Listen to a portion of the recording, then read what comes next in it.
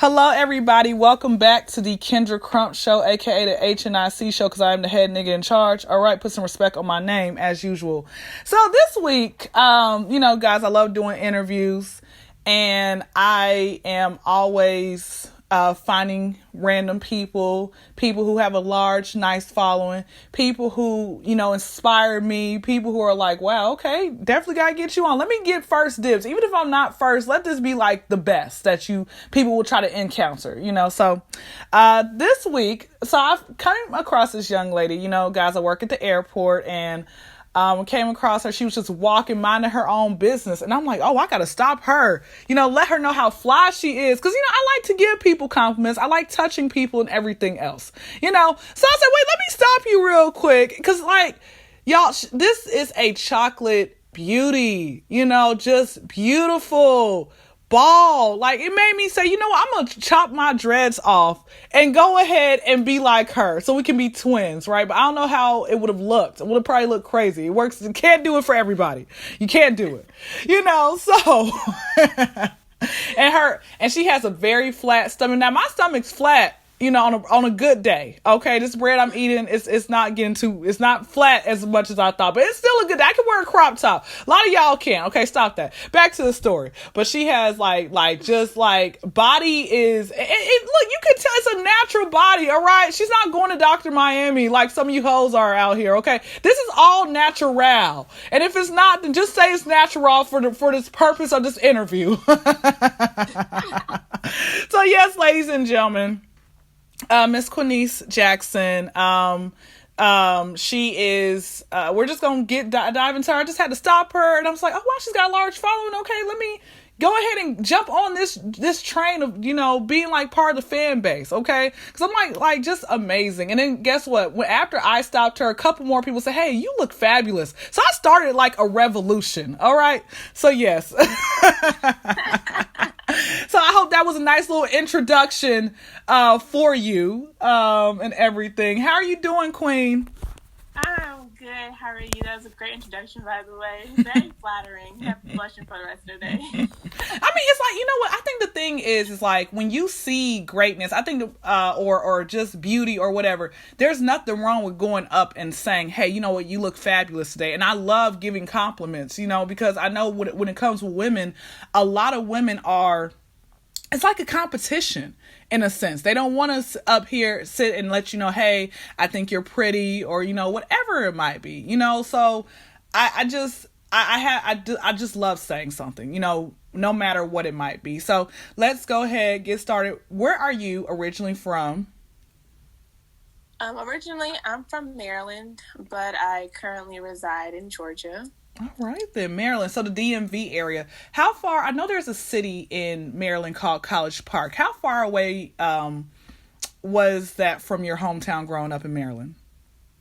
So I was born and raised in Cheverly, so it was probably maybe about 15, 20 minutes. Oh, that's if too that. Bad. Okay. Yeah, no, not far at all. And I actually lived in College Park for a short period of time growing up. So, yeah, very close. Gotcha. Yeah, because we have a College Park here, in Georgia, south of Atlanta, and it's definitely, I'm sure the demographics are a lot different than up in Maryland. A whole lot different. College Park, yeah. Yes, Bubba Sparks, College Park. Yeah, it's a lot different. You be surprised. You like, oh shoot, Compton, California, Compton, whatever. And you're like, oh, it's definitely a lot different and everything. So growing up in Maryland, I know you guys have the brutal winters at times and everything else like that. Yeah, I'm like, black folks are not meant to be up north. I said, what are y'all doing? Come to the South, okay? Mm-hmm. So what was that like? Okay, growing up, did you went to would you say diverse school? Was it black? Was it white? What type of school setting? What type of neighborhood growing up did you encounter? So I went to a pretty much mixed school all the way up into high school. Then I was probably most predominantly black and Hispanic. For the most part, you had your few white people here and there. But I grew up pretty diverse. I lived in the suburbs my whole life, and I think I had a pretty normal upbringing. I had a lot of experience with different types of people from all over the world, from different walks of life. So it was very diverse.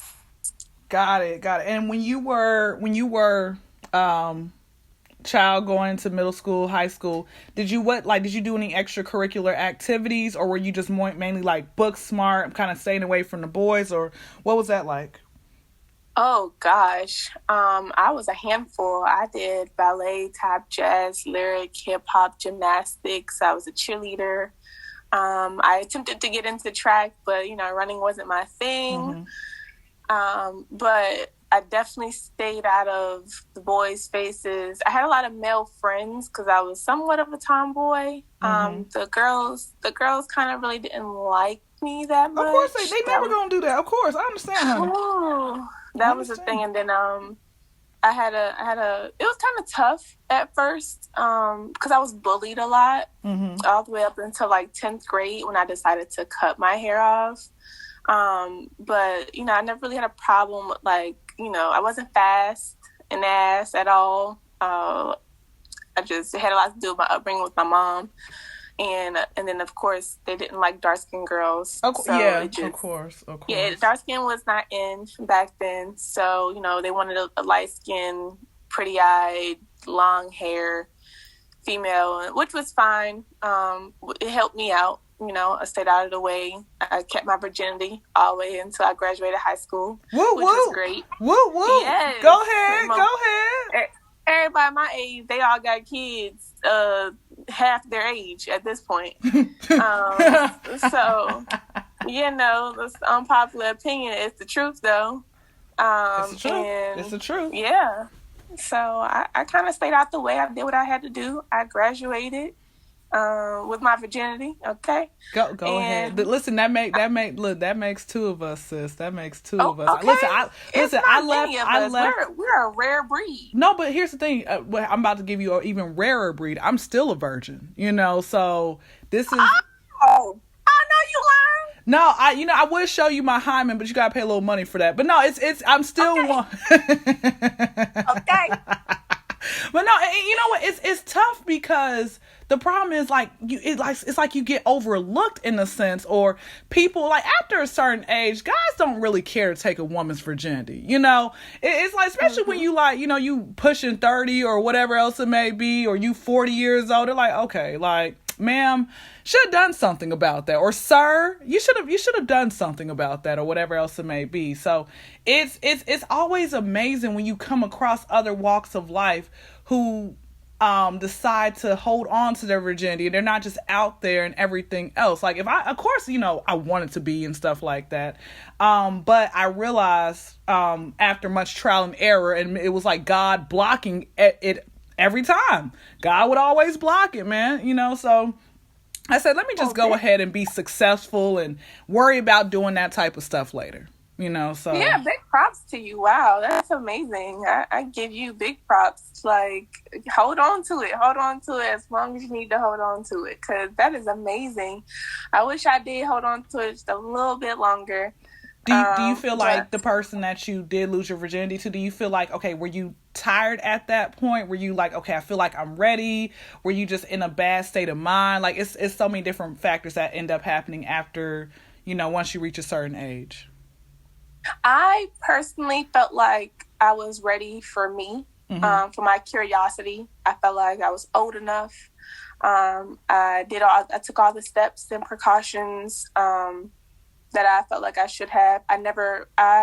Even though I had a pretty nice upbringing and, I had my mom in my life, I didn't have the talk. I didn't learn about sex. I kind of just held on to what I felt like was right. And I had a lot of bad examples around me, i.e. my peers who are, having sex in middle school and high school and having babies. And I just that wasn't for me. So when I felt like I was ready and I felt like I was comfortable, I did it with somebody I felt like I was comfortable with and who I could trust. Sadly, it didn't last long, even though I personally felt like I was ready to, settle down, get married, and that was at 18. I was ready to settle down, get married. I I've just never been so much so like my peers in a sense. Settling down has been something that I've always wanted. And it didn't happen that way. I'm still at this point looking for the right one. I literally just got out of a relationship. I'll talk about a couple of days ago. And sis, I'm giving you a hug through the screen. I'm sorry. I'm giving you a hug, sis. I'm giving you a hug. Apparently, it just, I saw the red flags and I tried, and I was just like, well, maybe next time. So, it is what it is. But I think I made the right decision for myself. Everybody's decisions are different. And I think I did good for myself. I'm still doing very well, and I'm nothing like my peers. I'm a little ashamed to say that I'm in the same generation as most of these people, because I see some of my peers now, and I'm just like, wow. You know what? It's the truth. I'm like, that's why I'm like, I'm not going to my high school reunion. I already know who had a baby by who's a secret love child. I already know one of y'all slept with I'm like, no, I see y'all at the airport. I see y'all on Facebook. Okay, that's enough for me. Listen, this is gonna be astounding, this reunion of mine. I'll probably be the only celebrity there. And I'm probably gonna be the only one in shape, doing anything type of successful with no children. It's gonna be crazy. I'm seeing some of these females, and they didn't let themselves go. I'm like, dang, time does fly. It's been about, I don't know how many years I've been out of school. It's been almost, child, has it been that long? It has been that long, sis. It has been that long. Good grief. Almost a decade now? Almost, honey. Listen. I know. Time be going. It's so crazy how when we were in school, we were like, oh my goodness, I can't wait till I grow up, and I can't wait till I start doing this. And then it's like, no, like, I could have waited. I could have waited. Exactly. Do-over. Definitely a do-over. Do-over. I need a cool 16, 17. That's the age I would go back to. I can enjoy life. Coming into my own, enjoying being able to go out, but not really have no real responsibilities. But you feel like you're grown, but you're not. That's a cool age I would go back to. But the whole being grown thing, I was never really that fast. I was kind of forced to grow up a little faster than most. So it's about 17, 18. I was well beyond my peers in maturity and taking responsibility and doing adult things. I was already doing it. So if I could go back and just get some of my childhood back, I really would. But now, when you say you had to grow up fast, around that time, what was going on? What transitional periods were happening in your life at that time? So for me, the bullying kind of started making me grow up a whole lot faster, because I had to learn how to. Everyone should learn that anyway, but I had to learn how to love myself. I mean, truly love yourself. The type of love that most women don't really find until they're in their early 30s, where they realize they don't need a man to be okay, to live, to be happy. I had to find that at 15, 16. I had to really, really find myself and dig deep to know that I don't need validation from no one. And I didn't have the support, I would say, from my mom, being as though she didn't have the talk with me about, sex. And I kind of felt like I was thrown to the wolves. The second I turned of age, I was just like, here, you can pay your own bills now. You can do this. Like, you grown now. And she hollered it, but I never hollered it. And I was just like, I'm not ready. I don't feel like I'm ready. But, life happened and I had to be ready. But you know what? I hate the fact that I think that's like a generational curse where you have parents who do not prepare you for life, and they just want to say, okay, well, you're grown now, just get out. It's like, bro, like, what can I do? Can you help me out? Don't. Right, can you help me out? Yes. I wanted that so bad. And then I sit back and I see my peers who have parents who support them and try to teach them the right way. And they just be like, get out of my face. You're doing too much. And I'm just like, dude, you don't get it. you're 25 now. You're still able to live with your mom. She's still paying your insurance. She's still doing these things for you, helping you out, telling you about credit. And when I tell you I had to learn these things, I had to do either learn them on my own or trial and error. And I tell you, I hit my head so many times. I should be sitting here with a concussion by now. And I'm just like, I wish I did have that. And I really wish I did. But it made me into the woman that I am today. Very strong, very independent, and I know better. That's right. And so I do better.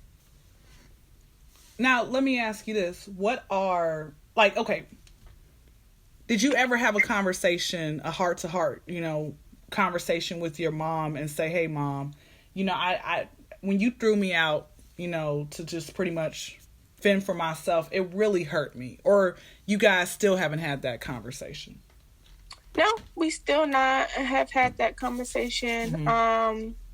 I have a sort of a strained relationship with my mom, to say the least. Like, I speak to her, we're cordial.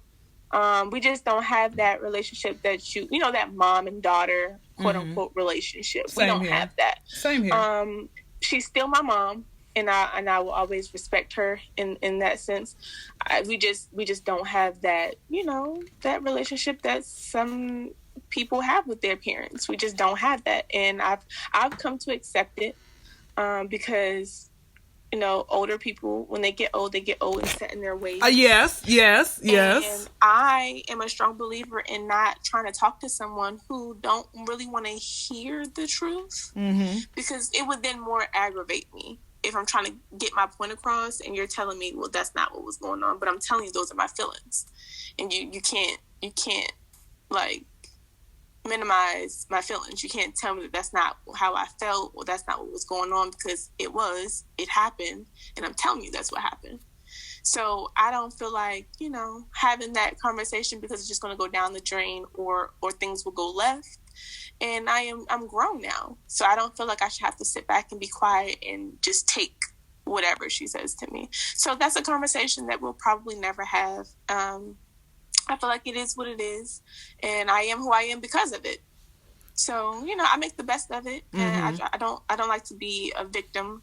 I don't like to feel like I'm a victim. I don't want anybody to think of me as a victim of my situation. It is what it is.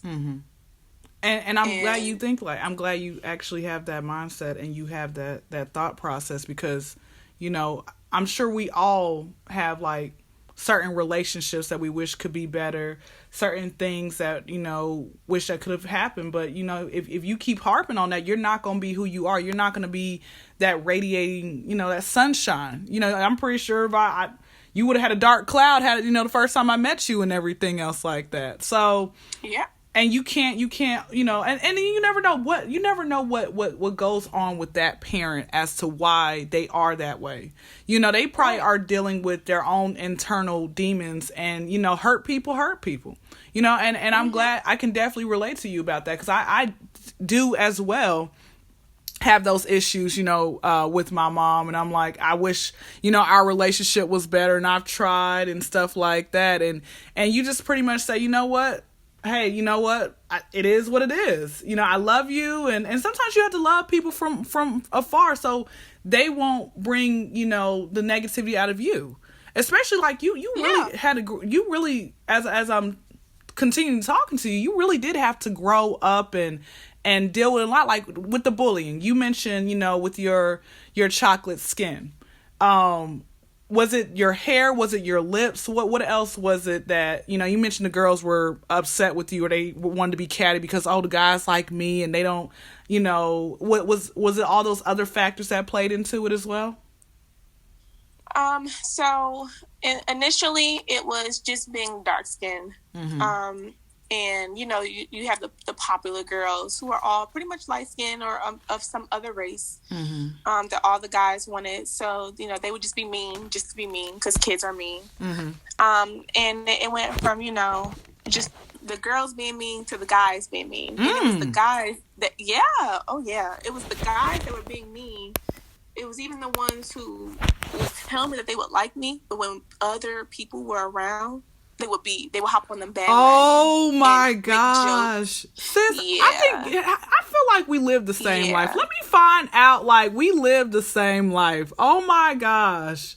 Oh my gosh. That was a little more hurtful. Not even, it was hurtful just because I was being bullied, but it was more hurtful because I was very much so aware of what was going on. Mm-hmm. I was like, dang, you just told me that you like me, and the second your friends got around or these other girls get around, you're like, oh no, roach this and midnight that. And I'm just like, whoa, this is a total different person.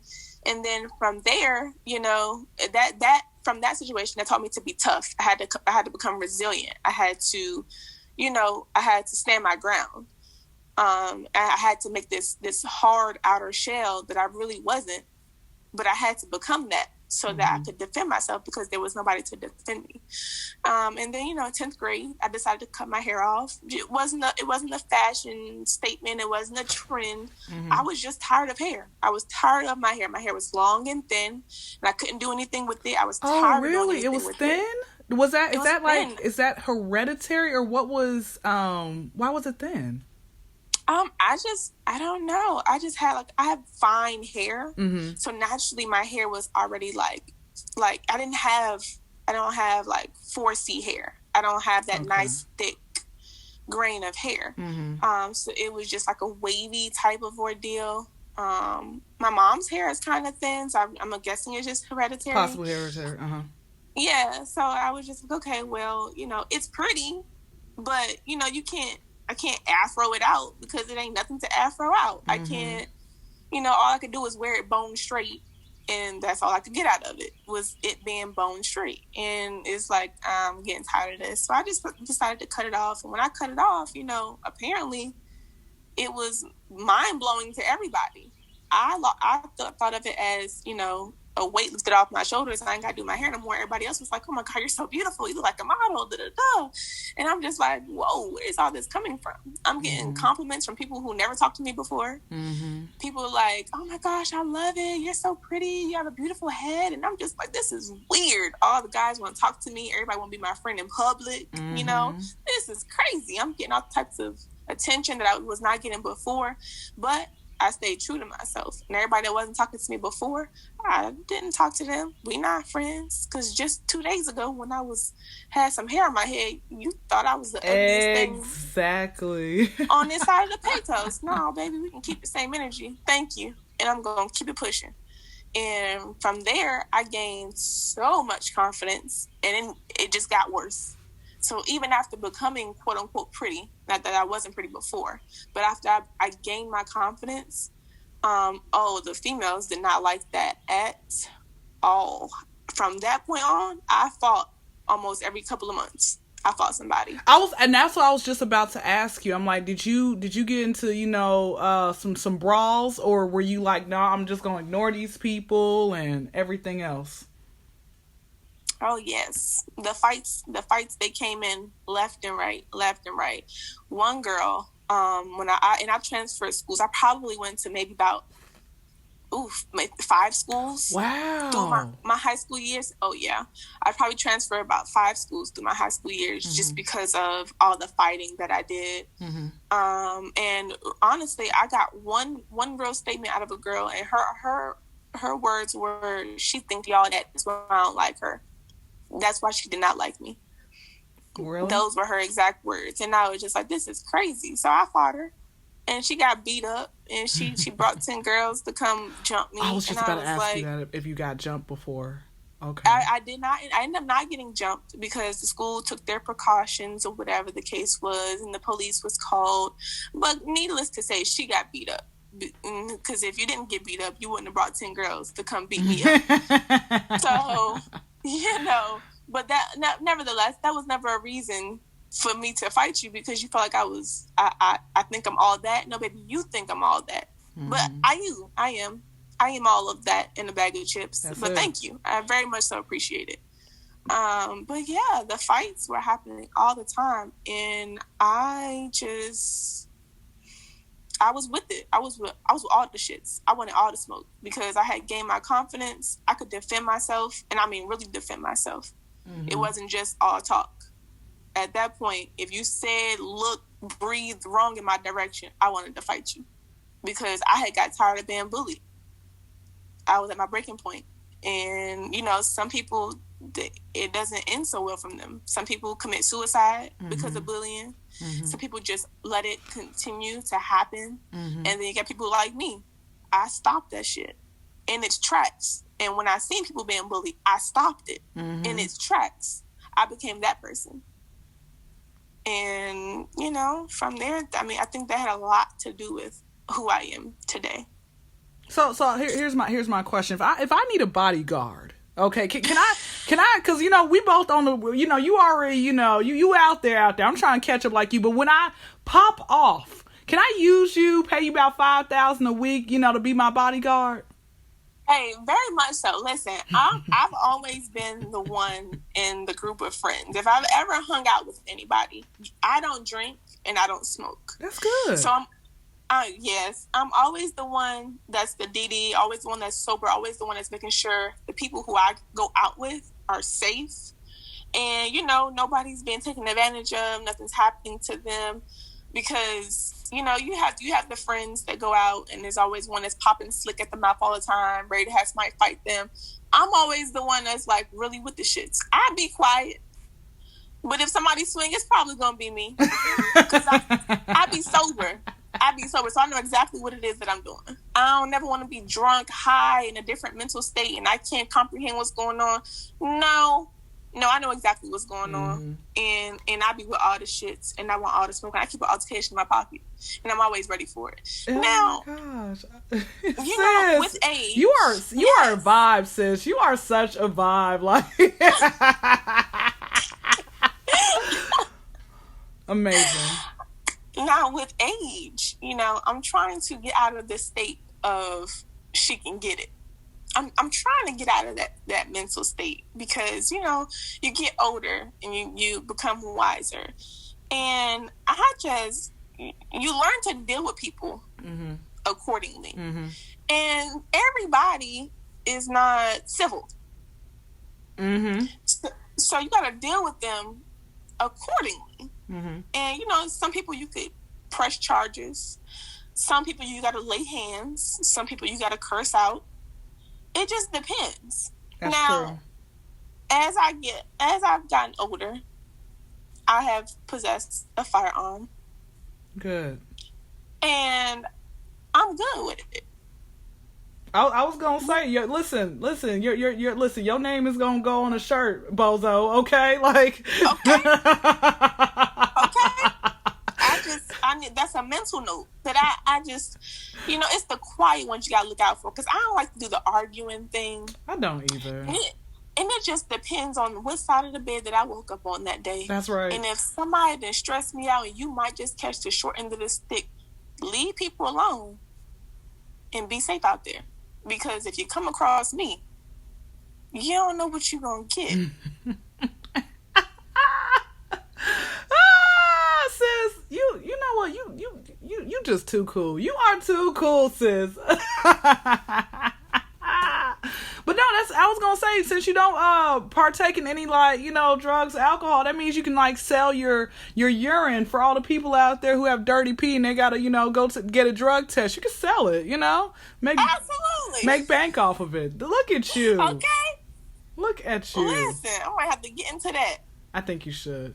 So, leaving high school. Now, are there some women, like, you know how many years progress and, you know, you got people who come to you years later and say, hey, I apologize for how I treated you in high school. Have you come across that, especially since you are on this path of you know, I guess, I don't know, fame, recognition? Have you come across that yet?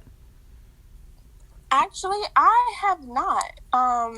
I thought that I would have. I think people they learn to be like, oh, I'm just going to keep my distance, which is probably best because my reaction, I've become so raw in my older age.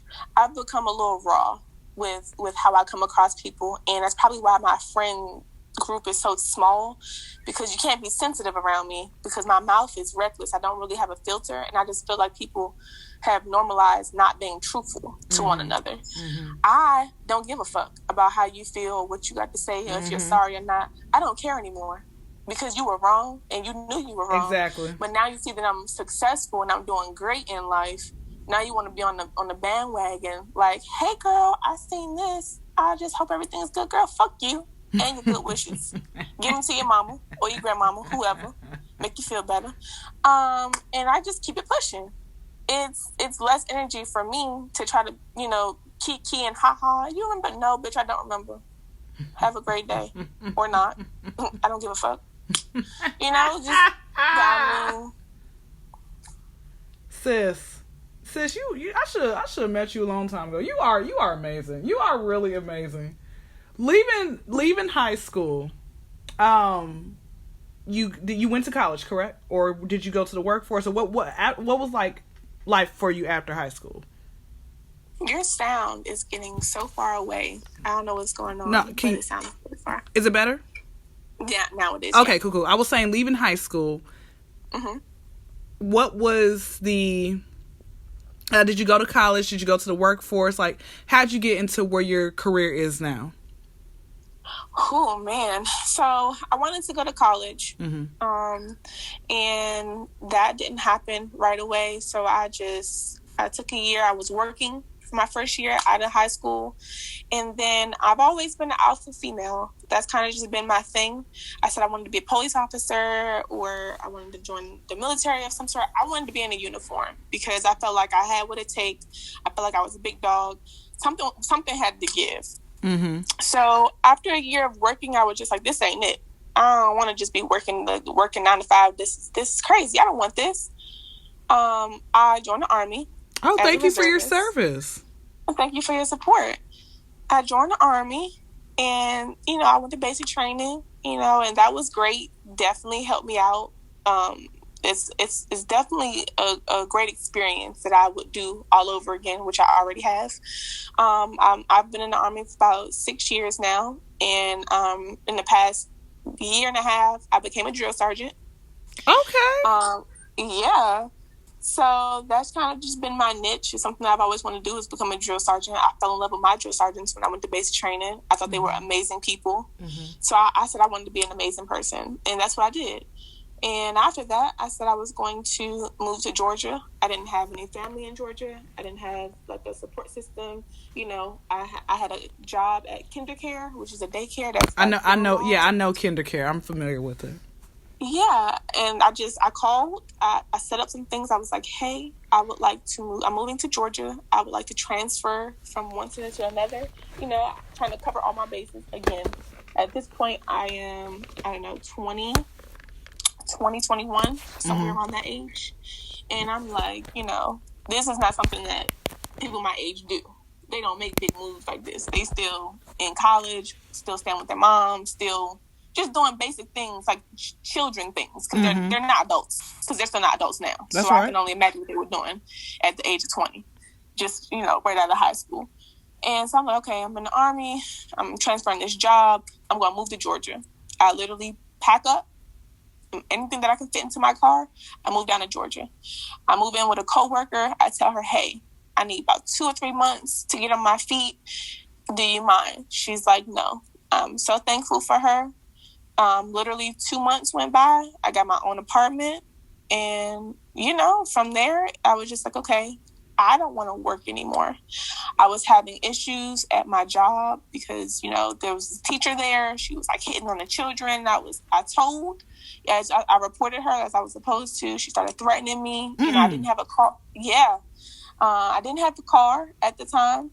So I was catching the bus. I was taking a 2-hour commute from my apartment to work, 2 hours. So I was getting off of work late, 7 o'clock. It's nighttime. She's threatening me to beat me up and have her daughter find me or whatever the case is. Oh my gosh. Yes, the whole 9. And from there, I was just like, I'm going to quit this job because this isn't safe. I'm reporting like I'm supposed to. Nothing's happening. She's still here. She's threatening my life. I said, somebody's going to get hurt. It's probably not going to be me, but somebody is going to get hurt. So let me leave this situation. I left this situation and I said, you know what? I came down here to model. This is what's going to pay my bills. I started modeling and I haven't had a 9-to-5 job in about 2-3 years now. Modeling pays my rent, pays my bills. I travel. I'm still in the Army. I have my drill days here and there, but I don't have a regular job. I haven't had one in about 2 or 3 years now, and I'm going to make it. Look at you. Go look at. So actually, when it came with modeling, who did it just like the idea just came in your mind one day? You had a dream, or you had somebody say, "Hey, you should be a model." How'd that come about? I wanted to model. I've always wanted to model. I did pageants. Mm-hmm. I was always in dance, cheerleading. So performing has always been like my thing. Performing, being in front of people. Some people are shy, crowd shy. Don't like attention. I've always loved it. Don't mind it at all. And once I gained my confidence, I was just like, I'm going to model. This is what I'm going to do. I picked between Georgia, California, and New York. I started being realistic with myself. Realistically, California is way too expensive. It's way too expensive. New York, can't really model there. I'm considered obese, quote unquote, in the modeling industry. What? And they want you, yes, very much so. They want you to be a size 0. And I am not that at all. Far from it. So I said, Georgia is the place to be. It's inexpensive. I can do what I need to do. And there's a lot of opportunity for Black people in Georgia. So Georgia was the place. I went down there. I started doing my little research. I am not signed to an agency as of yet, but it's coming. It is. But I've been doing very well for myself. Since I've been in Georgia, I've landed 2 BET commercials. One was Black Girls Rock with Queen Latifah, and which aired during the Super Bowl, which was absolutely crazy to see myself on TV. The other one was Boomerang. They did a remake of the movie Boomerang. I know Boomerang. On BET, I was on the promo commercial with Lala, whatever. Lala Milan. Yeah, that was a whole ordeal, and it's never ending. With like haters. So, even though I had a small incident with her, that was crazy. But I say, no, I'm not going to block my blessings or do anything crazy that's going to stop me from going into the right direction in the path that I'm supposed to be in, because I'm going to be famous. Like, people see me and they're like, oh, you're so beautiful. Just know, remember my face. I'm going to be famous. I'm going to be famous. That's it. Look at you. Okay, then. That, because I was like, got like once I checked her, I said, wow, she's got like over 15K. Okay, cool. So to me, that's like an inspiration right there. So I was wondering, I'm like, okay, what can I do to, get to that level? You just got to keep working and stuff like that. Yes. That's actually like, that to me is like pretty amazing. So look at you. So, closing up, we're going to, any last thoughts and everything, and then we're going to get into our little fast 5 random questions game. What is there anything that we can look out for, any of your fans, anybody, whatever it might be, anything in the future that we can look out for you? I am venturing out to LA, hopefully in the very near future. I'm going to take a chance, and I'm going to become bi-coastal. So I'm going to try to live half and half. And there's a lot more bookings and castings in LA, bigger bookings and castings. So, look out for me on your television. You should be seeing my face. I just did the Brent Faiyaz music video, and that was pretty cool. So just keep an eye out for me. I have a very distinct look, and people remember me. You might not remember my name at first, but you remember this bald chocolate face. That's it. Yes, that's it. With a body, I told her that her body looks better than Tiana Taylor, man. I'll just put that on everything. Yes, honey. Yes. Thank you. Oh, Tiana Taylor is my idol. So, girl, don't say that. Listen. I when I see excellence, greatness, I see it. Like, it's amazing. It's amazing.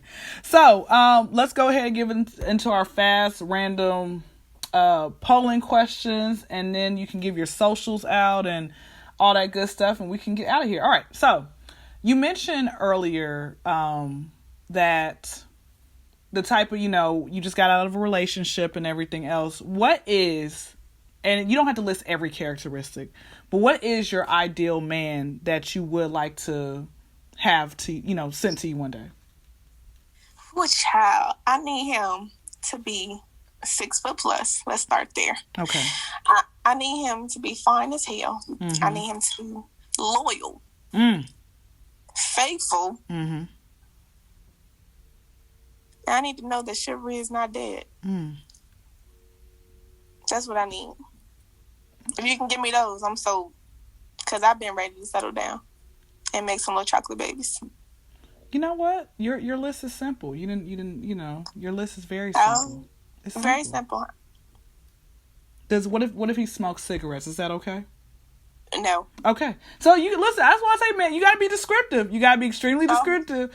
Very descriptive. How many kids is too many kids? Oh, child. At this point, everybody got children. So I say, everybody, listen, we are a rare breed, okay? Everybody got children. And at this point, I'm going to have to say one, maybe two. But I got to see how you interact with your children. That's it. Because I cannot, it's a package deal. I will always accept someone. If they have children, I like you enough, that is a package deal. That is one thing that I'm very aware of. And I love children. But I need to see how you handle and how you deal with your children. Because if it's not a good look, I'm naturally a nurturer because I'm a woman first. And if I can't get with how your relationship is with your children, how you deal with your baby mama, it's a no-go for me. Of course. All that plays a factor. And he has to have a legal job, right? No in the streets. Oh, babe, I'm coming home soon from jail. No. No, we can't do that. Listen, that has never been my type. I've always gone for the goofy, nerdy. I've never liked hood niggas. I don't like it. It's nothing attractive about it to me. Your pants below your waist. I don't like that. That is very suspect because they don't even know where it originated from. I think they know, they just don't care. That's what it is. Like, I think the thing is, it's like the blind leading the blind, and they just really don't care to do better or anything else like that. So, and I look at the same thing. What if their teeth are throwing up gang signs? Does the teeth matter? It's a no for me. Like, I can't do it. I'm a dental assistant. I'm a certified dental assistant. Okay, dental assistant. As well. All right. Yes. Look at you, entrepreneur. Yes, absolutely. I'm very smart. I'm not just pretty. Very smart. And teeth are big for me. I'm big on my own teeth. My teeth are very white, very straight. So I just, I need somebody that can match me. Because I can't be with nobody that look like, ooh, how'd you get her? No. Because you can't put your lips on me. Now with your teeth throwing up gang signs and all that other nonsense. Or hygiene says a lot about a person. No, that's actually true, and people don't. You'd be surprised, man. And even with these masks, these guys be taking their mask off, trying to talk to me. I'm like, ooh, put your mask back on, and then not even that, they be unattractive anyway. And I'm like, sir, you like, it's the audacity, because you know what? It's a lottery analogy. It works. That's it. They're like, hey, let me shoot my shot. Like, she might like me, like, no, don't. But you never know. No, don't. You know the gun line. I'm out of your league. I just be honest with yourself. Come on. You know what? You miss 100% of the shots that you don't take. Like, for example, rapper The Game, my husband, I slid in his DM like a year, coming up on a year. And I'm just still hopeful. You never know.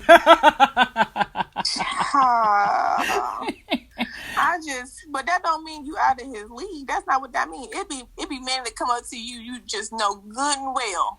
Oh no! Yes, good and well. Yes. Give you the time of day. Yes. No, that's true. That's true. Shoot for the stars. All right, shoot for the stars. That's all. That's always what I have to say. Shoot for the stars. Speaking of celebrity crushes, who was if not your first, who was the longest celebrity crush you've had, to date? Well, that's a hard question because I feel like I've never really had a celebrity crush. There's nobody that I'm just like, oh my God, I would just die for him. Ugh. I find Idris Elba very attractive. It's the accent. I walk around with the accent all the time. I fake people out like I have an accent all the time, and they fall in love with me even more. They're like, oh my God, you're bald-headed, you're chocolate, and you have an accent. Oh, I'm just so in love. That's like, thank you so much. Do you like it? I turn it on and off real fast. They think it's the sexiest thing ever. Oh my gosh. Vibe, sis, vibe. All right. Well, number 3, what is your all-time like favorite go-to meal to cook? Like people like love this meal that you might, throw down in. What is that one meal that you can perfect? Peppered chicken with red mashed potatoes and asparagus. All right now. Okay, so yours is the best in town. We putting that on everything. Yeah. All right. I can put that on everything. Okay. All right, best in town. Number 4. What is the best birthday you've had thus far? Oh gosh. It probably has to be one of my childhood birthdays. My mom, she went all out all the time. We had, the characters that dressed up in the costumes. Mm-hmm. The Powerpuff Girls. She had all 3 of them come out. She had the moon bounce. We had the clown making balloons and telling jokes and giving shows. My mom went all out for my childhood birthdays. So that would probably have to say one of my childhood birthdays. I don't even know what age it was, but she pulled out all the stops. We had cotton candy machines, the whole 9. Listen, that's a real party. My birthday parties were like here and there. So you know what? I was there with you in spirit. Okay. What was your first car? What happened to it? If you still have it, what was your first car, and what's your dream car? My first car is actually my dream car. I bought a Mustang. Woo! Go ahead, sis. Go ahead. I bought a Mustang right after I joined the Army. That was my very first car. Mm-hmm. I totaled it. And a Hummer hit me. Yeah, a Hummer hit me. I hydroplaned into the other lane. He wasn't paying attention, and he just ping-ponged me right into another car. So I totaled it. And after that, I bought another Mustang. And, hydroplaned, of course, again, because these Mustangs, they're famous for hydroplaning. Wow. Totaled that one. I did not know now, that. Yes, very much so. And now I am on my 3rd Mustang. And as you can see, Mustangs are my dream car. And I refuse to buy anything other than a Mustang, because if anything goes wrong with it, I would be less inclined to deal with it because I don't want it. So if it's not a Mustang, I'm not gonna fix it. Okay, there it is. You're not like a super speeder, are you? Like, have you had a speeding ticket?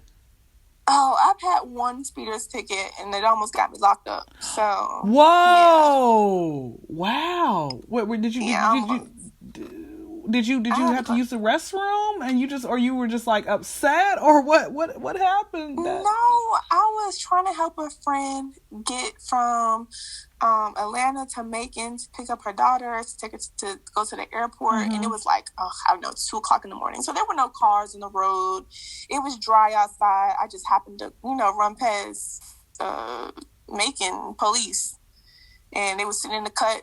I didn't even see them. We were just trying to get it. We was late for the flight. It was going to be late. And I was just getting it. Wasn't other cars, So, of course, he caught me. He was like, you know how fast you were going? You were going 30 over. I was going like 90 in a 60. Mm-hmm. And this ticket was like $500. And I was just like, God damn. And I went to court for it and all that other good stuff. The judge tried to lock me up. And it was just... But my thing is, why is the judge trying to lock you up for a speeding ticket? Yeah, because I tried to do community service. I did community service. You can do community service if you don't have the money. Because who just has $500 to give somebody? Mm-hmm. I did not. So I did community service. And he tried to say that I forged the hours. He was like, if you write this yourself, that's forgery. You can go. That's a felony. Gosh. And I was like, wow. Are you racist? People what's going on? Because people ain't got nothing else to do with their life. Come on now. Nothing else to do. And I was just like, okay, this is not happening right now. But everything ended well. The police officer that I did the hours with, he subpoenaed him. I'm sorry, it was that serious. He subpoenaed him, had him take a lie detector test. It was a whole kabacle. But, I got out of it and ended up having to do the hours all over again, which was perfectly fine. And, that happened. But now, I have my Mustang, and I just bought a 2020 R6 motorcycle. So, hold on, look at you. Yeah, yeah, I like speed a little bit. Okay, look at you. Look, I go like 7 miles over the speed limit. So I'm people call me driving Miss Daisy. I'm like, yeah, says the person with 10 tickets and you got a suspended license. Okay. Anyway. Okay. All right. Here's the last question. Okay. And there is no wrong or right answer to this. All right. This is just your opinion. All right. What is a black film that you don't care for that's pretty popular in our community? A black film, a black character, or a TV show? Oh, wow. That is a hard question. Because I got like 10 on deck. Dang. Well, do you? No, because you know what the thing is? When you get older and you start watching, certain things, you're like, bro, that was really bad acting. Like, why did we go and like celebrate this film? you know. Let me see. This one is because, so it's Everybody Hates Chris. Okay. And I'm going to say this because I hate to see when we have television shows with black people, all black families, they portray us as we're doing so bad in life. I haven't seen not one black film, black TV show where the family is prospering, doing great, happy wife, happy life, husband black, mom is black, all the kids are black, no adopted, no welfare, no lived in the hood. But there's so many white films where the family is absolutely amazing. Daughters, sons, great. They're all sending them off to amazing colleges, and dad has a great job, mom's a stay-at-home wife. There's so many white films like that, but we don't have any black films.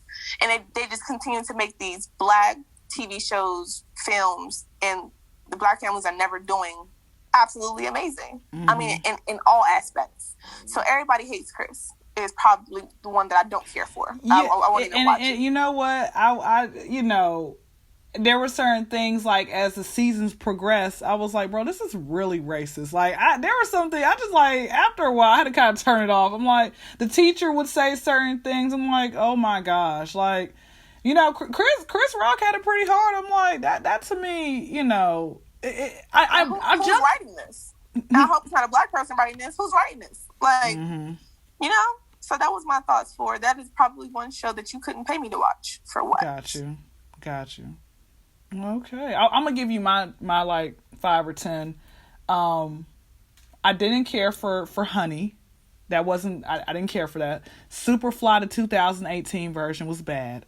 I did not care, and this is going to sound so bad, I did not care for Boomerang. All right. I didn't care.